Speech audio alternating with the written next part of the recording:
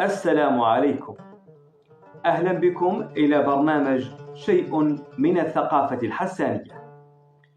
إذا قلنا ثقافة حسانية فنعني به ثقافة منتشرة في حيز جغرافي كبير يسمى الحيز الثقافي الحساني.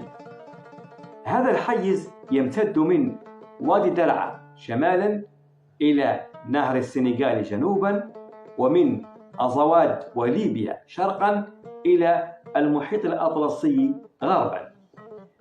قبل دخول العربية إلى هذه الأرض كانت اللغات تنقسم فيها إلى لغتين. كانت هناك لغة تسمى لغة آزير، وهذه اللغة تقريبا اندثرت ولم يبقى لها أثر إلا في بعض المناطق المجاورة لإفريقيا السوداء. واللغة الثانية التي كانت موجودة في هذه المنطقة قبل دخول العربية هي لغة صنهاجة أو كلام أزناجة أو كلام صنهاجة.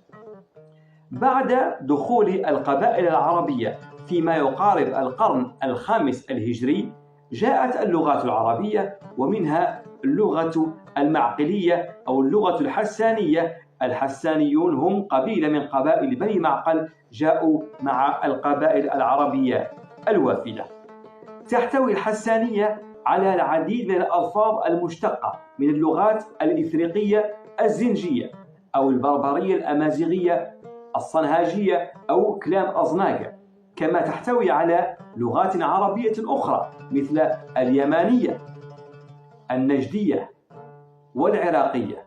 ومعظم هذه اللغة هي لغة عربية معقلية نسبة إلى قبائل بني حسان من بني معقل.